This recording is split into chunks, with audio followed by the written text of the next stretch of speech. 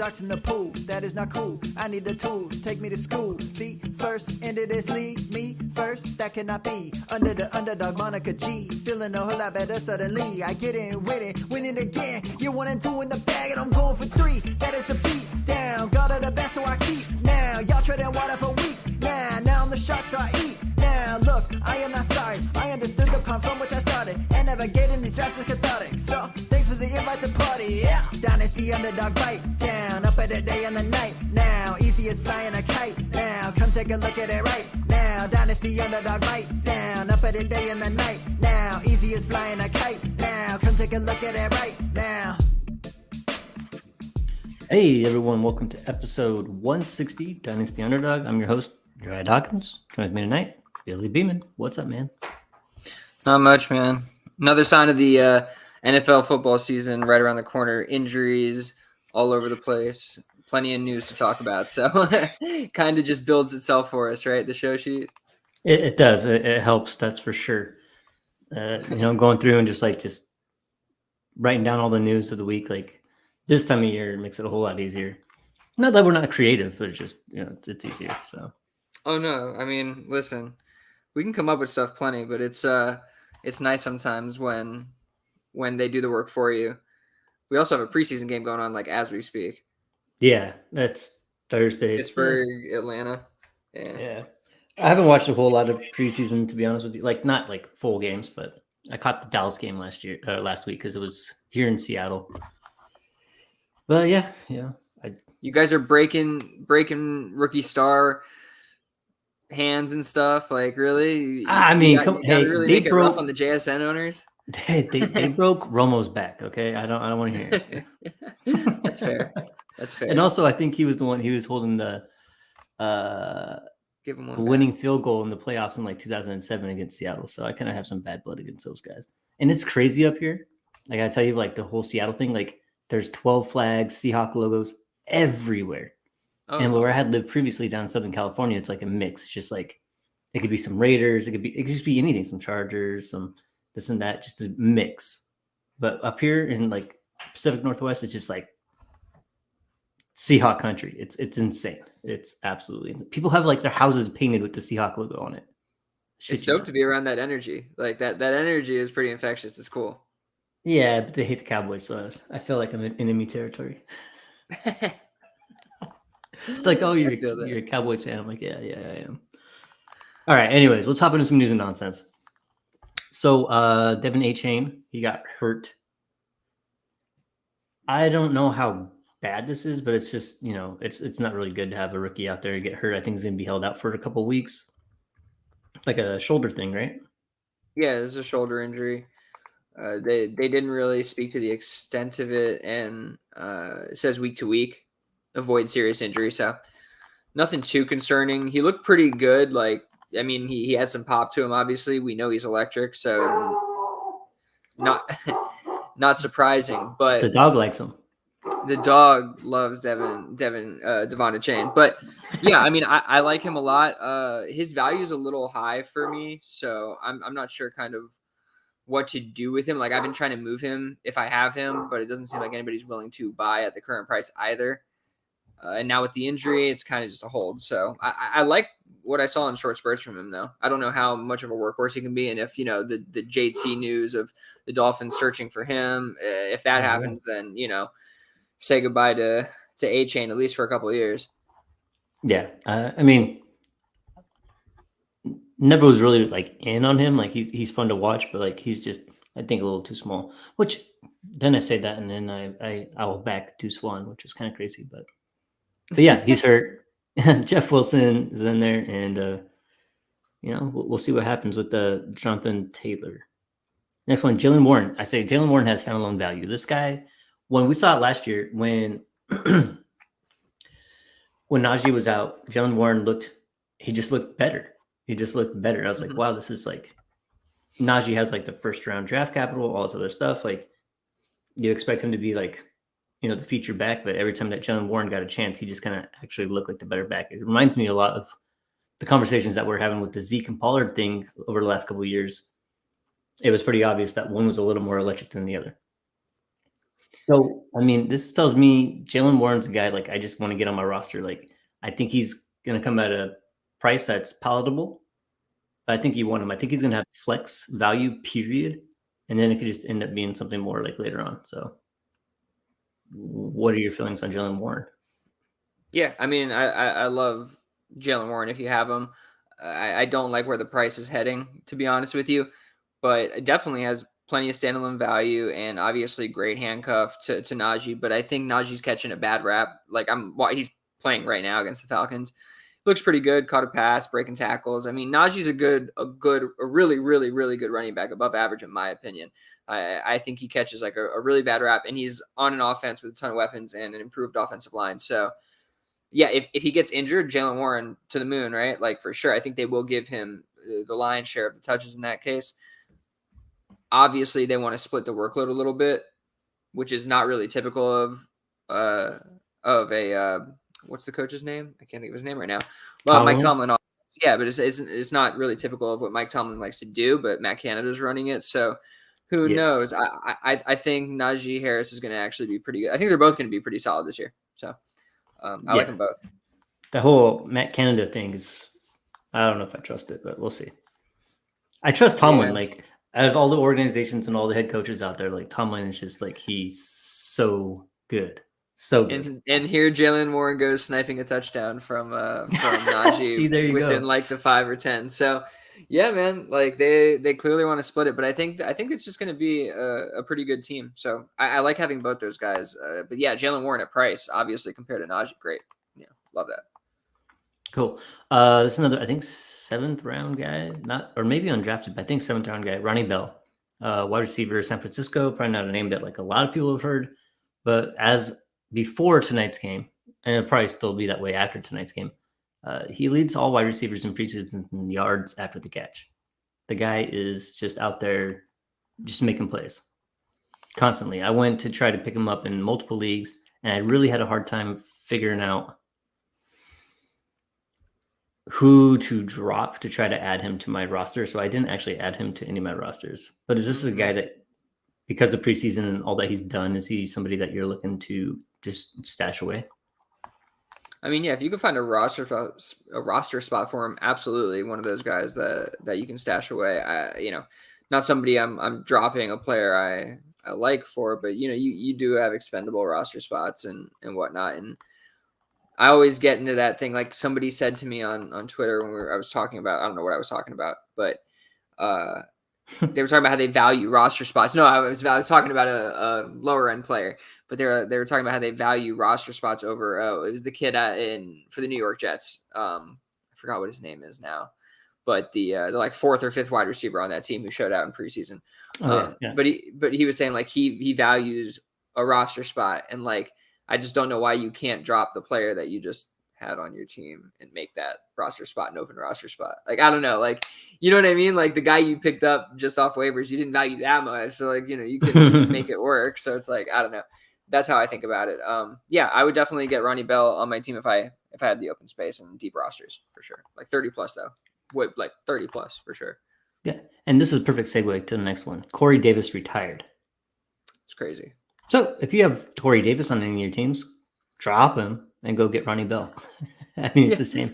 You know what I mean? It's going to do the same thing at the end of the day, and you never know. Like, I mean, you have Debo and Ayuk and Kittle and all that, and who knows what the offense will look like with Purdy, assuming he's anywhere near as good as he was last year. I have my doubts, but we'll see. But yeah, Corey Davis retired. So who's going to be wide receiver 2 on the Jets? It's definitely Allen Lazard. I mean, like handpicked by Aaron Rodgers, but then I mean, there's Mecole Hardman there who's going to fit in as maybe the slot. I'm trying to think of this kid's name. I need to literally look it up because he's not even on the roster on Our Lads, which is pretty odd. Usually they're on point. But I definitely added him to a couple of rosters so I can take a quick look. But yeah, you want to find somebody on this team. I mean, they're really cheap options. So outside of that, there's Randall Cobb is like the next closest thing to anything worthwhile after this guy. I'm looking up his name, but yeah, I think it's got to be Allen Lazard and Mecole Hardman in short order. Jason Brownlee. That's who it is. Jason Brownlee. Yeah. Yeah. I mean, look, big kid. He showed out. He looks pretty athletic. I mean, I don't see why he can't push Mecole Hardman for some play time. So yeah, I wouldn't be surprised if that happens. Cool. Next one, after 2 weeks of preseason games, Deneric Prince. I'm gonna just say it right now. He ain't it. I know that we kind of wanted to see it, but he hasn't done anything at all whatsoever flashy. Pulling up the stats from I think Adam Levitan from Establish the Run. Love that guy, by the way. Yeah, 10 carries and he's amounted 34 yards. That's not good. No. That's not good. It's not going to cut it. I mean, you would like to see him at least, break 1 for 10 here and there or something. I haven't seen any of his games, so I'm just saying, I'm just box score scouting right here. But if you could only get 34 yards on 10 carries, you weren't able to even bust one for 5 or 6 yards, 10 yards here and there. More than anything, he's looking like a cut candidate, in my opinion. Yeah. I mean, I'm definitely most interested in CEH at value. There's obviously Pacheco there who's fine. But Jerick McKinnon, I mean, if you want a piece of that backfield, go ahead and get somebody really cheap. You don't need to be worrying about Deneric Prince. There's other options there that are just as cheap and much more useful, proven already. So I know, just one of those things that we see a guy that we kind of for whatever reason, we're like, oh, go ahead. No, don't get me wrong. I picked him up, but you can drop him now. It's okay. Yeah, exactly. I think I already did drop him. This whole time I've been looking for Jalen Warren at running back 53, 15th round, almost 16th round. So yeah, still undervalued per ADP. I don't know about the trade market, but per ADP, Jalen Warren still undervalued. Absolutely. All right, next one, JSN out a few weeks. So yeah, Jackson Smith and Jigba had that. I think probably most people that are on Twitter saw that nice, deep catch. He almost scored on that play. He hurt his wrist, and then he's going to have surgery on his wrist. Doesn't seem to be too serious, but I was listening to local sports media here, and they had Pete Carroll on talking about it, and he said, a few weeks, 3 or 4, something like that. So that puts us at, I don't know, week 2 of the regular season, and he's kind of notorious for being a big fat liar. So we'll see. It's just a wrist. I understand, but you kind of need those to catch the ball. Everybody else besides Tyler Lockett, DK Metcalf, there's all those wide receivers are either injured, not performing, but one guy that has been showing out is the guy that I know that you liked pre-draft, Jake Bobo. And I know it's not a huge thing. Yeah, it's not a huge thing for Dynasty as far as long-term, but as far as getting your team wins and scoring points early on in the season, I believe that Jake Bobo will be the wide receiver 3 and wide receiver 3 sets to start the season.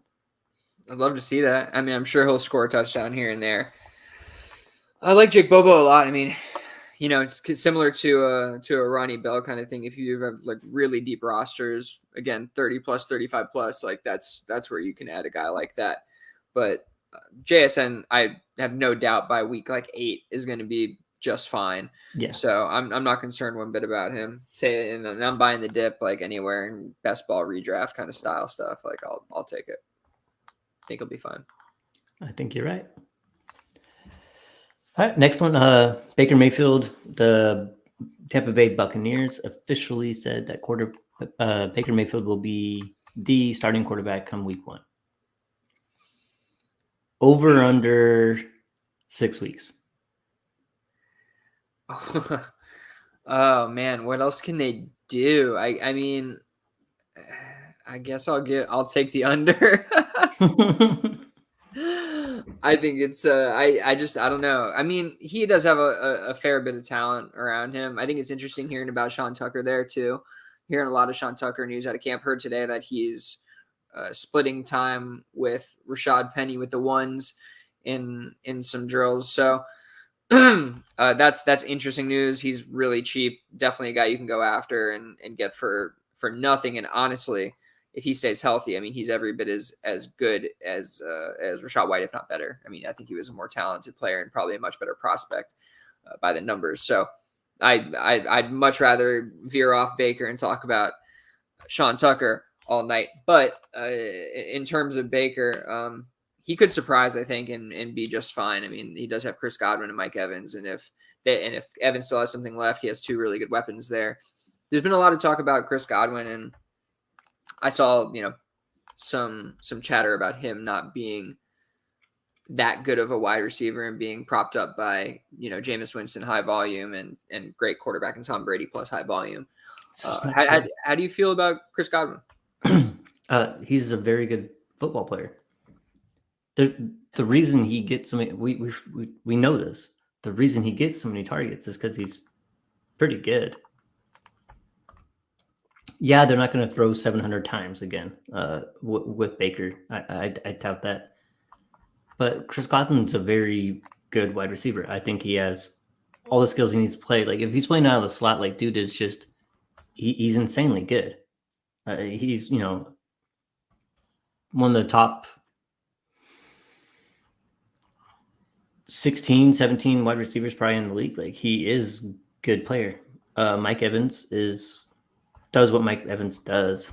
I can't really hate on Godwin for anything. And I can't really say that the reason why Godwin is good is because of the people who are throwing him the ball. Like, that just doesn't work. It doesn't set well with me. Like, I was just talking about tonight, like, good wide receivers can still produce when it has a bad quarterback or on a bad team, because they're good wide receivers, right? They get open, they get separation, they catch the ball, they know their routes, they know the defenses that they're playing against, and they know how to get open. Chris Godwin is one of those players. So even with a guy like Baker, which people really hate on, and I've planted my flag on him multiple times, and I'm kind of slowly walking away from that flag just because it's been a lot of years here. I'm not really concerned. Like, he's still going to do what Chris Godwin does, right? As long as the offense can continue to, throw the ball and just, stay competitive at some level, I'm not concerned about it whatsoever. Okay. Well, let's throw some scenarios out here. Okay, so you're middle of the road team. Let's say you're a contender, Chris Godwin or a 25 first. Contender, I'm keeping Godwin. Okay. Would you take the 25 first if you're rebuilding? Sure. Okay. I don't know. I feel like I'd want something earlier. What about Chris Godwin or Amari Cooper? Damn it. Amari. Yeah, they're going back to back. Chris Godwin's going just ahead of him, at least a Keep Trade Cut, that awful website. What about, okay, so I see Jameson Williams at wide receiver 36, just a couple spots behind Chris Godwin. If you can flip Jameson Williams for Chris Godwin, I would do that, every single day of the week and twice on Sunday. So I think there's some opportunity there. Maybe a Rashad White for Chris Godwin on the same team. People going after a younger running back. Chris Godwin, 27 years old, which I think he still has 3 good years left in him at least. Mm-hmm. There's some opportunity to go after Chris Godwin, and I think as bad as Baker is, I don't know. I think these guys are talented enough to uplift some of the quarterback play and produce. And also, I don't have his contract in front of me, but I can get it. I think that I know that he signed a deal with them, but there's potential. Obviously, he could be on another team in the near future as well. So he signed a 3-year deal with them. So when was that? Yeah, he's a free agent in 25, but they can get out of him in 24 next year. So yeah, there's potential that he's on a whole different team, trades. There's a lot of stuff that could happen between now and 2024 and 2025. So, don't get stuck on the situation. No. And, here's a little more like Baker propaganda, just because I just can't quit. He got drafted as highly as he got drafted because he was such a stud, right? He was a stud in college. Mm-hmm. He's got the swag. Here's the thing. He went to Cleveland and he had 3 offensive coordinators in 3 years, just no stability. His weapons were not very good. Like, who's the best quarterback or who's the best wide receiver he was ever throwing to? Odell Beckham. Yeah, I guess that kind of worked out. But it was kind of weird, yeah. No, but I mean, he has Mike Evans. Odell Beckham got injured and took a step back, so I'm not like it. Yeah. It was name brand at that point. I mean, I got to remember when the Rams traded for him last year, or picked him up last year. And he went in there, and he was like 2 minutes left, and they were down. And everybody was believing it. He went down there, and he was just like, boom, like big dick status. Like, here we go. I am Baker Mayfield. Like, I love the swag, and maybe it's because he's so short, just like me. And so I always like root for these like small, short white dudes. But Baker's still, I'm not going to say he's him, but he's still got it. He at least still has that like competitive chip on his shoulder edge, and he is talented. Like I'm less afraid of this offense than I think most people are. Yeah, I'm only silly saying it, but I don't care. No, I mean, honestly, you're not alone. I've heard some pretty sharp people not be super afraid of some of the players on this team. Even a Mike Evans, who I've been dynasty wise, I'm out on completely. I've been out on for a long time. That's more age than anything, right? Yeah, age, and like I think he's become more of a one-trick pony, really more of a downfield threat, and I don't think he's as dynamic after the catch, where given his size, how he used to be. Like, he can still do some of it. You saw some of it late in the season last year, but it's not as consistent. And again, when you don't have Tom Brady, who's super accurate throwing you the ball, which last year he wasn't as accurate, you kind of saw what happens. I don't think we're going to get much better from a Baker Mayfield. So we just haven't seen it typically over his career, especially downfield. So yeah, we'll see what we get there. Typically he has more of a low yard per target. And so I think Chris Godwin is probably going to be the beneficiary of that. So I could see Chris Godwin having a pretty solid year. So yeah, I mean, there's some weapons to not be super scared of, but the offensive line is been broken since Brady was there, hasn't gotten much better. And I don't see the running game being great, despite, who leads the backfield. So it's going to be a lot of low EV passing. So I don't know exactly what we're going to get from it. Maybe they surprise again, but I'm not betting on that. That's probably enough about Baker. I think the Bucs are an interesting team to look at this year, because it's like you don't always want to avoid bad teams in fantasy. Yes. Typically, I've been avoiding them, though. Even in like best ball formats and stuff, I don't have very much of any of them, to be honest with you. So that could come to bite me in the ass, because you do get some production from poor teams, but they're talented. They do have talent. So yeah. We'll see.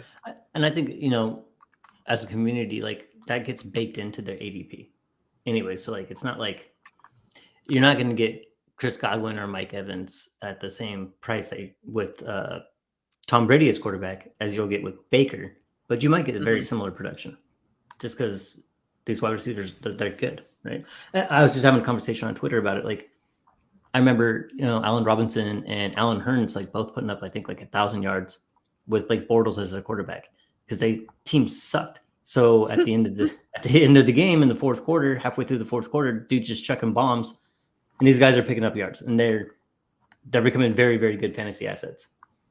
Team sucks though, but the players are earning their target. So it's it's kind of like a Tank Dell or something like that. In Houston, you don't really expect a lot from Houston right now, but like, they got to throw to somebody, right? And you probably want the wide receiver, even on a bad team that's earning the most targets. Like, they're still going to get you fantasy points, right? It's all about scoring points. So, all right, next one, sad one actually. Jerry Jeudy today in practice, he had a leg injury. They're saying it's a hammy, but they had to bring out the cart for him. There's a lot of speculation about how bad it's going to be. I haven't seen any video of what happened, but apparently he pulled up. They had to get the cart. He had to be helped onto the cart. One of the things that people had mentioned was that when he was there, a lot of teammates came around to like say, "Hey, bro, it's going to be okay," that type of deal. Like, again, it's just speculation, but typically with something that's not super serious, you're not going to have like that whole big type of support for him. So this Jerry Jeudy thing is something to really keep an eye on. It could be pretty bad. So we'll see. Yeah, I don't know why you got to be so negative. I'm not trying to be. I don't know why you got to be like that, bro. It's okay. It's easy to be negative when I don't roster any of them. Yeah, it's also easy to be pessimistic when he's been injured a lot early in his career. So it's understandable for sure. I'm just gonna wait to see what happens. You want to be cautious with your star players. So I don't really like. I think somebody got carted off the field recently and was just fine. So wait and see. I think with a hamstring injury, obviously he's probably going to miss some time. Like I would definitely expect him to miss some early weeks in the NFL season, but I could see him coming back for sure. In short term, though, you do have Cortland Sutton, who's been absolutely tossed to the side, forgotten, lost and Nobody found. wants him.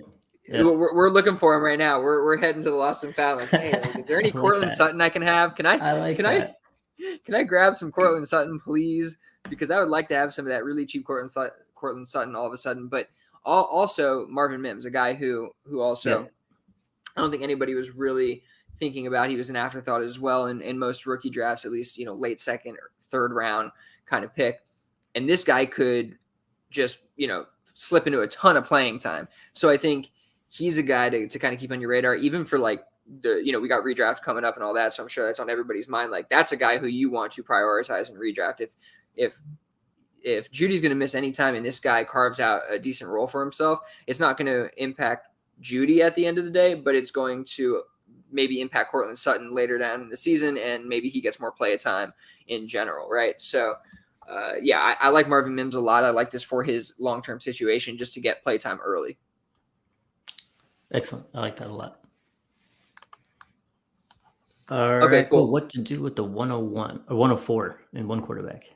What do you got? Yeah, so I mean, you could take this as like the 107 maybe or 108 or whatever in Superflex, but in one QB it's a lot more clear, right? Because in one QB you're going. It's really more of a question about the wide receivers in this class. Just kind of bringing it up again. Just want to kind of like talk it out a little bit because I ran into the situation where first is Bijan, second's going to be Jahmyr Gibbs, and then clear JSN, right? And that's exactly I'm in a rookie draft right now. And I had the 102 and the 104. Got Jahmyr Gibbs, and I'm sitting there with Quentin Johnson, Jordan Addison, and Zay Flowers, right? And it's like, how do you really choose between these guys? And I just posed the question to you before maybe I give you kind of like how I ended up approaching it here. I mean, you're asking the wrong guy. I can't even be reasonable here. I know what your answer is going to be. It's like Quentin Johnson and just get rid of these other guys, dude. I'll defer to the famous, Twitter fantasy football analyst, favorite line, and it's not even close. But I'm taking Quentin Johnson. The dude's a baller. First round talent, dominating in college. Big body, 208, 210 pounds with the NFL weight room and all that stuff. Kellen Moore is offensive coordinator. Justin Herbert is quarterback. Keenan Allen, Mike Williams as his only competition. He's going to be better than Mike Williams. Mike Williams probably only plays like 80% of the games. Keenan Allen's really old right now. It's Quentin Johnson to me. It's not like he's just there and like there's opportunity. It's that he has really high draft pedigree. He's very good in college. He has all the skills, all the traits. A lot of analysts really like him. Maybe the film guys don't like him as much, the drops and all other type of stuff. But like, it's Quentin Johnson, man. What did you do? Make me happy. Well, before I tell you, I want to say I had the unfortunate. Sorry, I'm seeing if that was Drake London catching a pass. I had the unfortunate time to have to listen to Matt Kelly.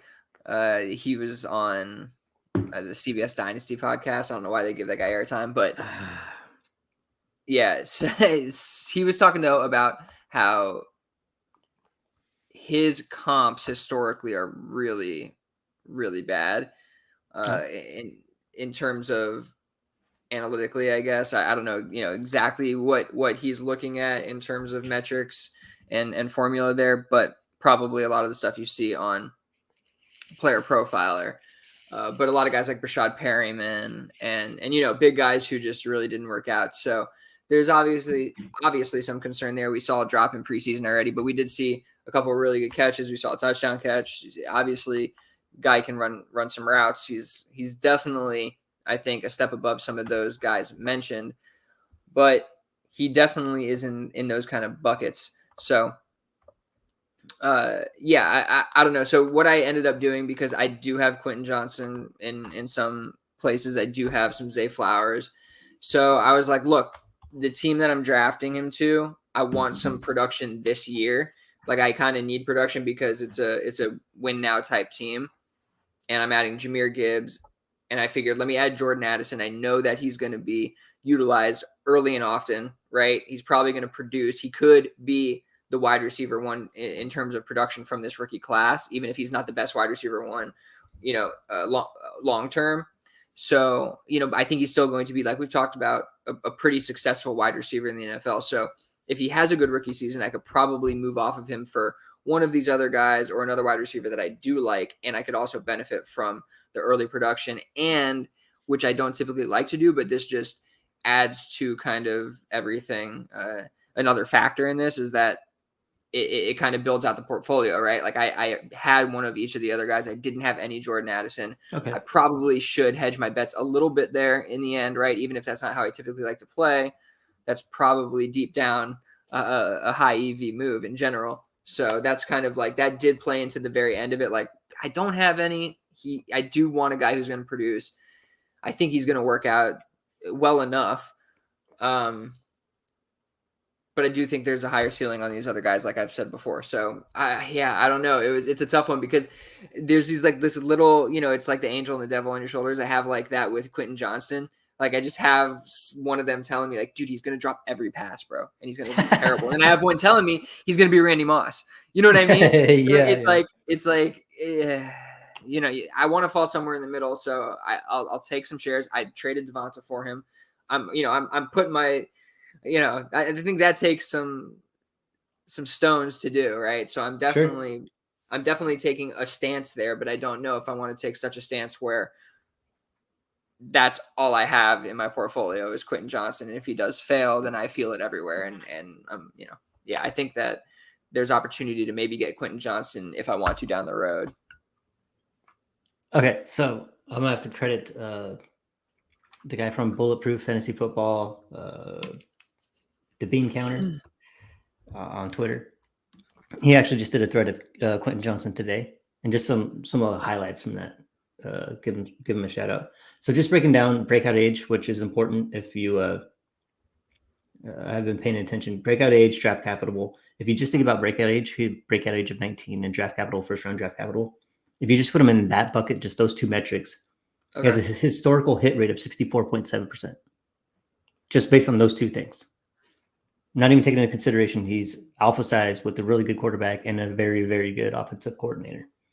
But even when we talk about the drops, it's like, okay, so when he was 18 years old as a freshman in TCU, he missed a couple of games, but was still able to lead TCU in receiving. The next year, he missed 4 games as a 19-year-old and still led the team TCU in receiving. And as a junior, he was able to lead a team in national championship while nearly doubling the second leading receiver despite missing a game here as well.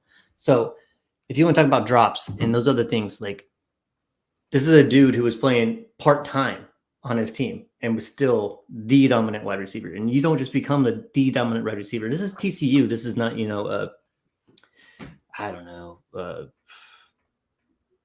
Western Washington or some shit. It's a decent school to be trying to, come out of.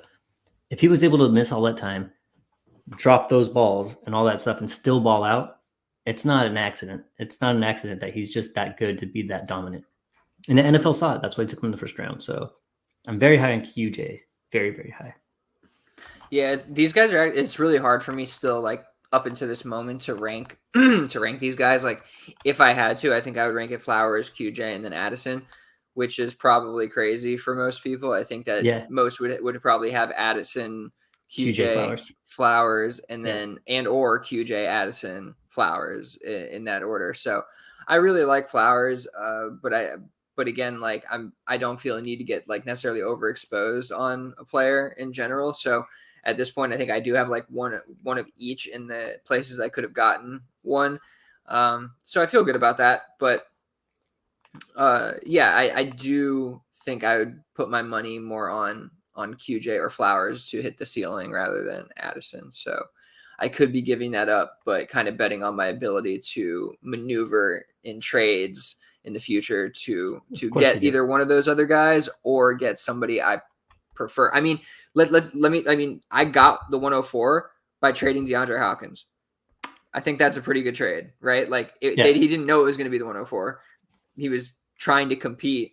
That's why he traded for DeAndre Hopkins, and it ended up being the 104. So, I mean, yeah, I'm just saying, like in this league, I think that there is a little bit of opportunity to maybe maneuver those kind of deals to get, a win on your side, where in the end that, a little bit more return on your investment than on theirs maybe. So that's the idea.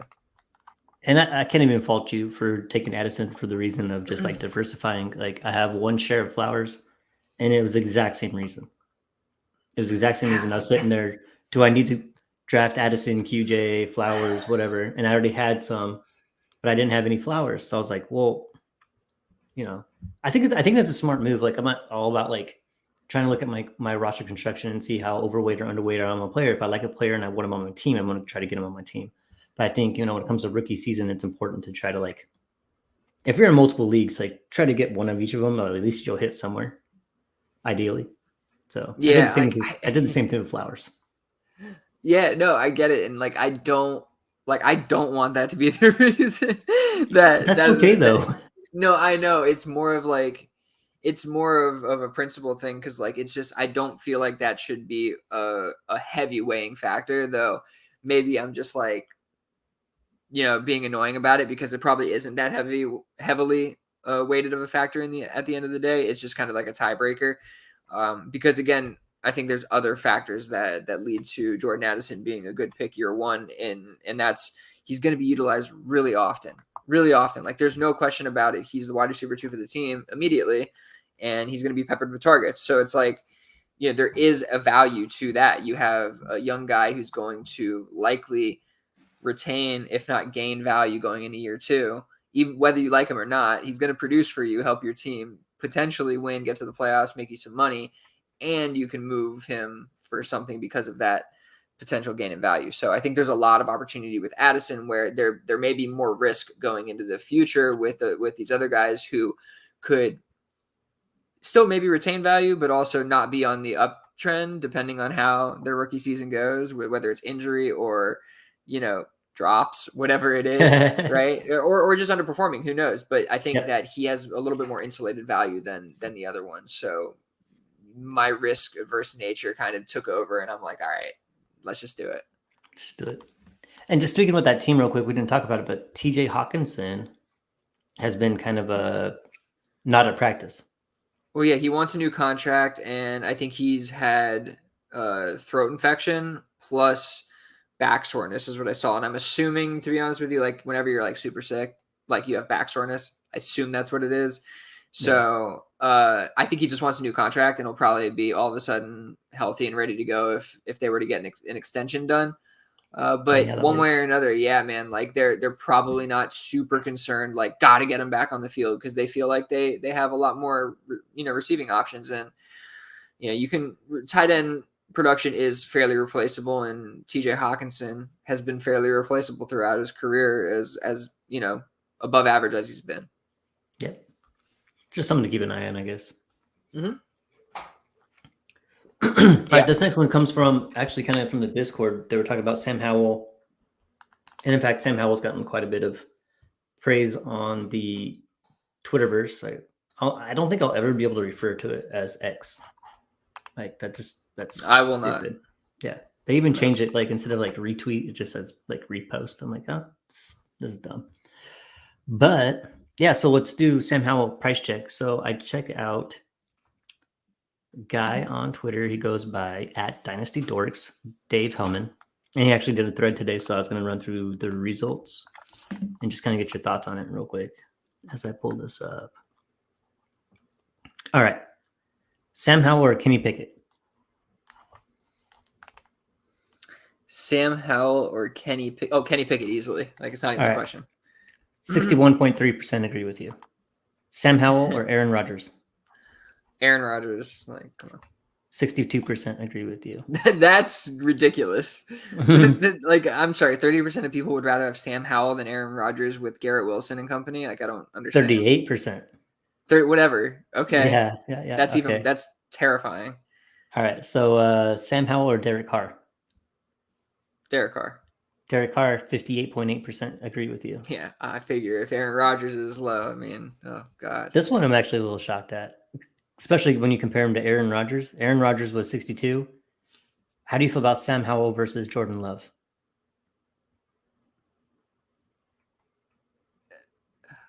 Sam Howell, maybe. It's close, right? I know, That's probably what- Jordan Love. I'd rather Jordan Love. He's a first round pick. Yeah. Yeah, 67.1% agree with you. It's Jordan Love. Yeah. All But I right. see how you could somehow make up that you want. Sure. I mean, they're both really Sam unknowns, Howell. right? You know, I think Sam Howell has a better rushing upside. He had a pretty good college career, and for a while there was talked about as being one of the top picks in the draft at that time. So, next one, if you want me to keep going, I think this is kind of fun. Oh, please, I'm interested. All right, Sam Howell, Brock Purdy. Brock Purdy. Only 49.7% agree with you. I think it's all those Trey Lance fanboys. You know, it must be the only thing that I can imagine. I mean, okay, injury concerns, right? He's not the same guy, but even in preseason with the little action we saw him get, I'm pretty sure he looked okay, right? He did get a little bit of preseason action, if I remember correctly. I think so, yeah. Yeah, I'm pretty sure I saw that. So, I mean, either way, he's their starting quarterback. They named Sam Howell the number 2. I mean, Sam Darnold. Sorry, a lot of Sams here. Sam Darnold the number 2. He has way better weapons, way better offensive coordinator, way better team. Yeah, Bryce. Whatever his name is. Yeah, Brock Purdy. It's crazy because I didn't really think Brock Purdy was going to stick, but for me, the tiebreakers is the teams. You have the fucking Washington Commanders versus, Shanahan-led 49ers. It's Brock Purdy. Sam Howell or Mac Jones? Mac Jones. Come on. Let's stop. Let's give Mac Jones a little bit of respect here, right? Like, let's give him not even coming from a Patriots fan bias. Like, he had an incredible rookie year, down year because of ineptitude, and now he has a much better offensive coordinator. He's looked really good in camp. And I'm not a homer. I don't want really either of these guys, but I would take Mac Jones easily.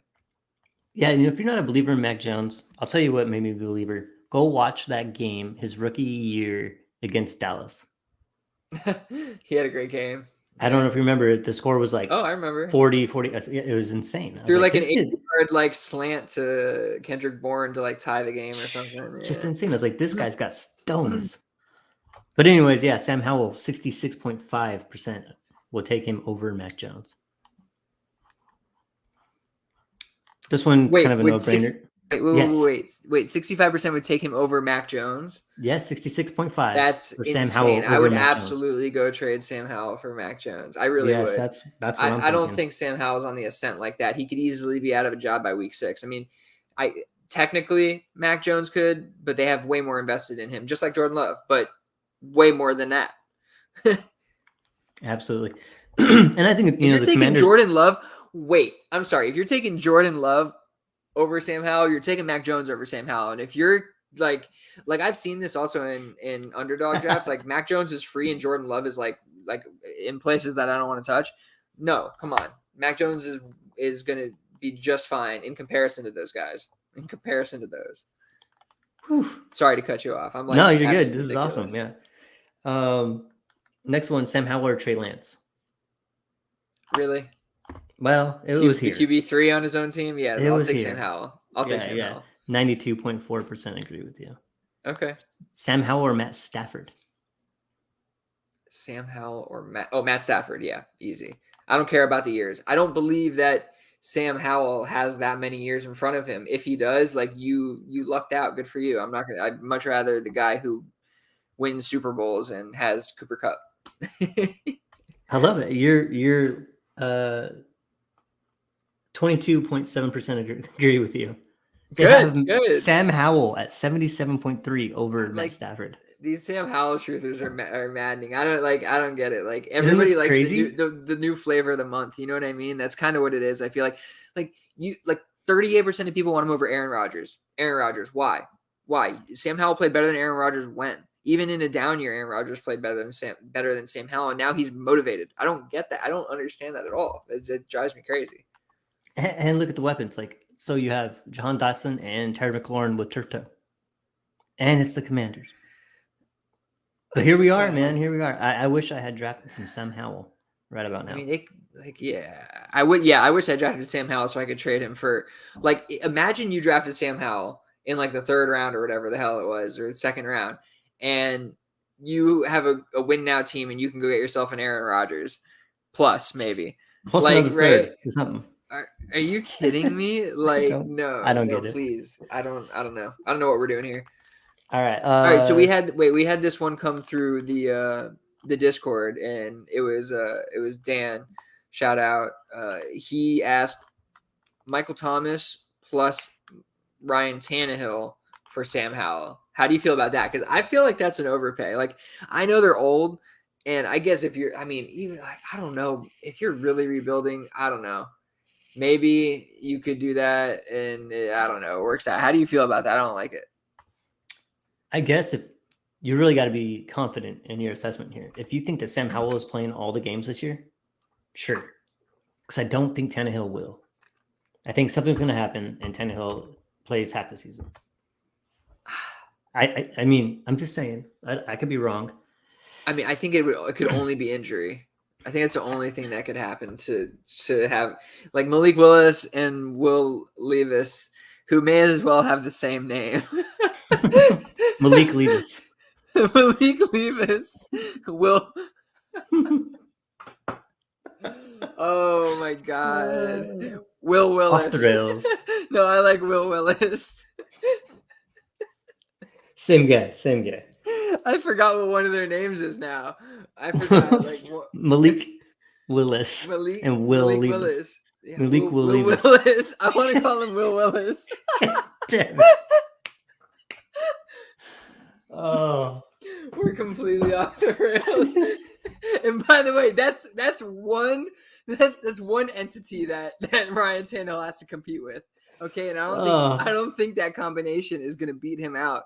It'll only be injury this year, in my opinion. Maybe Will Levis can pull it together, or Malik Willis can pull it together by year 2 and 3. But I don't see it this year. I think if he has a healthy Derrick Henry most of the year, and they have a healthy DeAndre Hopkins, and then Traylon Burks can get back eventually, I think even with those two, like, Ryan Tannehill can run a competent offense with that. I just don't, especially with Vrabel. So I think Ryan Tannehill also, like, I've sold him for a second, I think last year in the middle of the year, which was probably right teetering on the low side of things.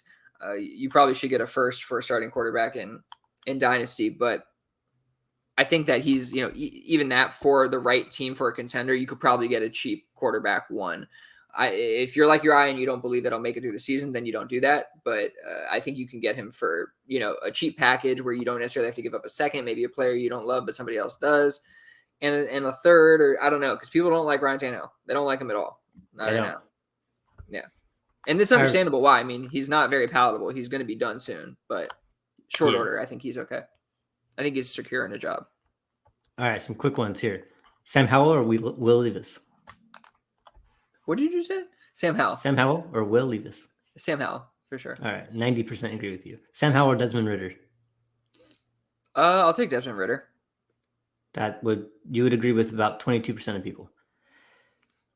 Yeah, I mean, I don't like either of them, but I like his team better, and I like the fact that, like, I know that he can lean on Bijan Robinson and not look as bad. Like, they're like, Sam Howell's going to have to perform.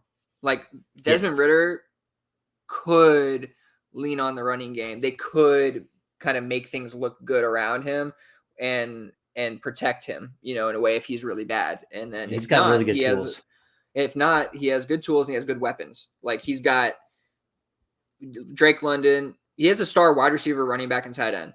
End of story. End of story. Not many teams have that. Jimmy G or Sam Howell? Jimmy G. 12.9% say Jimmy G. Yeah, it's probably Sam Howell. You should probably take Sam Howell, especially dynasty value. I don't know why I'm thinking like that. I mean, Sam Howell, I just think Jimmy G, if he's healthy this year, will be really good with that team. I think so too. And then That's to a finish big off everything we're tying together that we just talked about just recently, Sam Howell or Ryan Tannehill. Yeah, Sam Howell. I'll take Sam Howell. 86.3% take Sam Howell. Yeah. So I anyways, see Sam Howell, the dynasty side there. his value is the hype is following his value, at least on Twitter, right? Not everybody who plays Dynasty is on Twitter, but right now he's getting a lot of love. A lot of love. What is he worth in terms of picks? Yeah, I'm on Keep Trade Cut. I'm trying to see. He also did picks too. I just Here we go. kind of cut it off, but No, it's all good. So an early second or Sam Howell.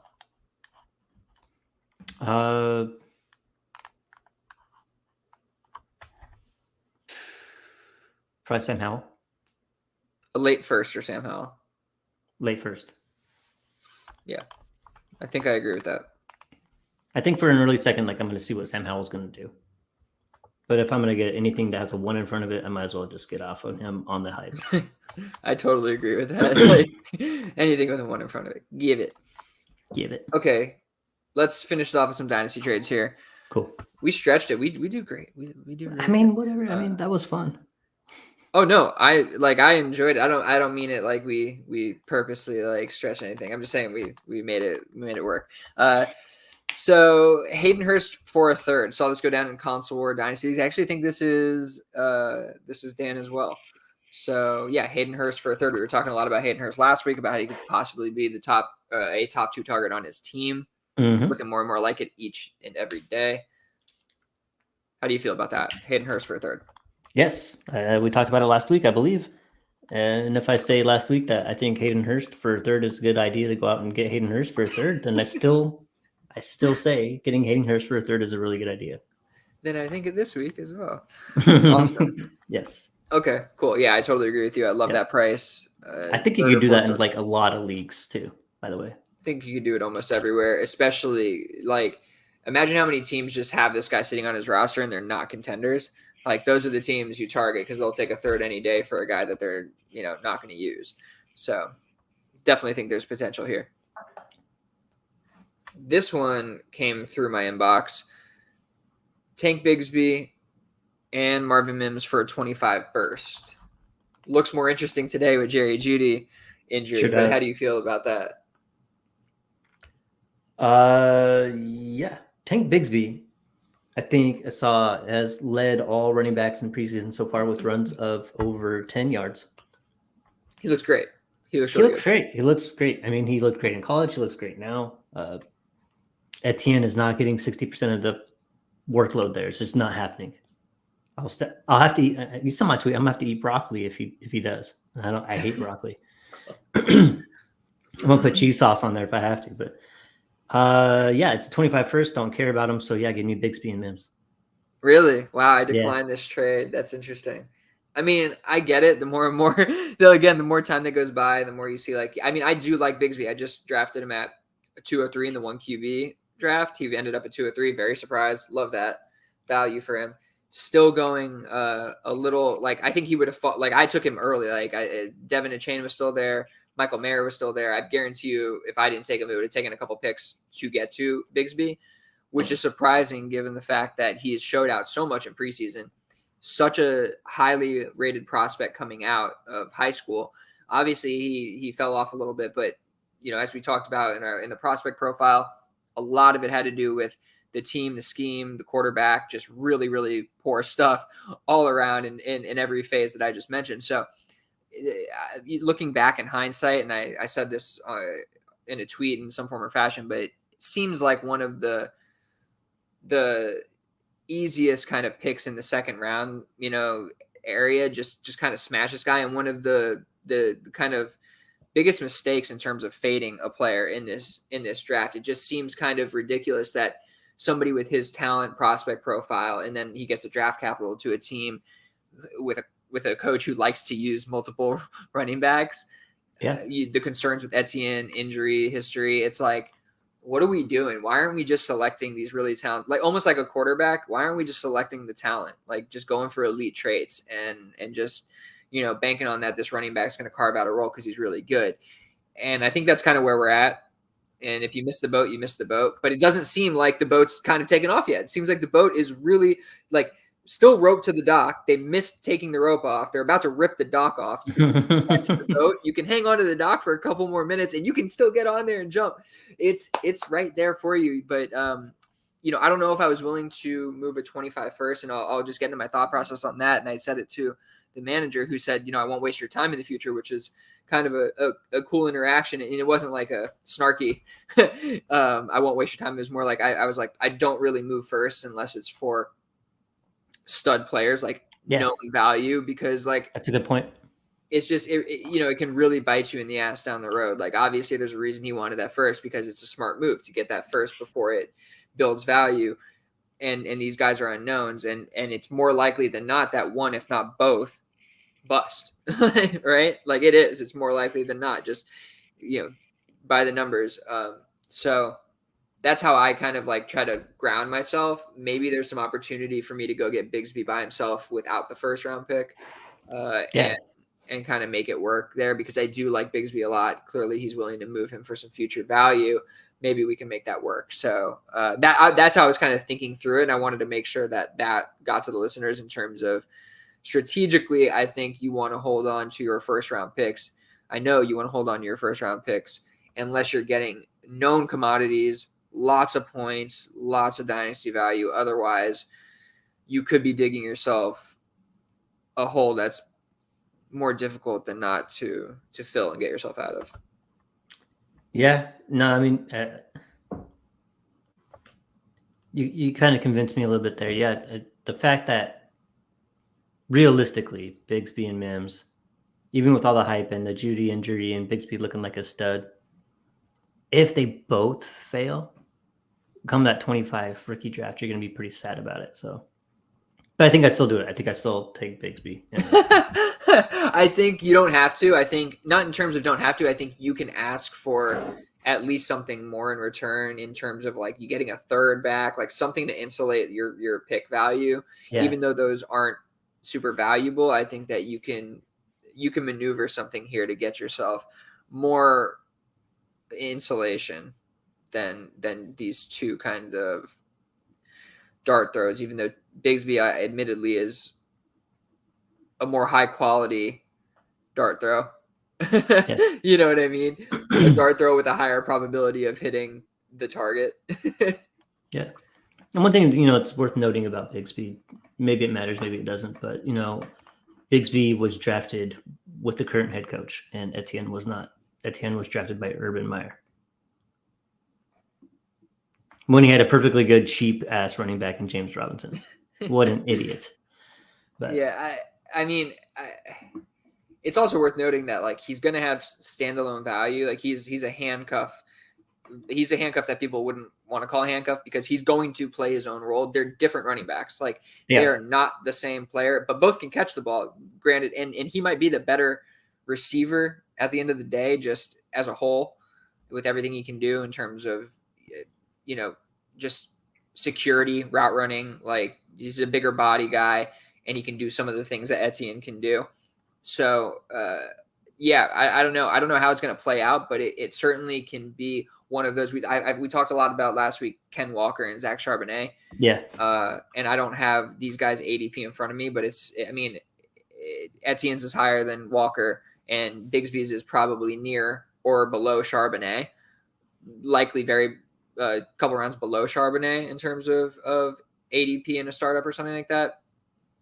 So it's a similar situation, right? Where it's you really like you could see a world where, whether it's injury related or otherwise, Bigsby is leading this backfield, even if it's, 41 to 40%, where it's like these guys are both playing a lot of touches. And you could see where he edges him out, because he's just a more well-rounded player.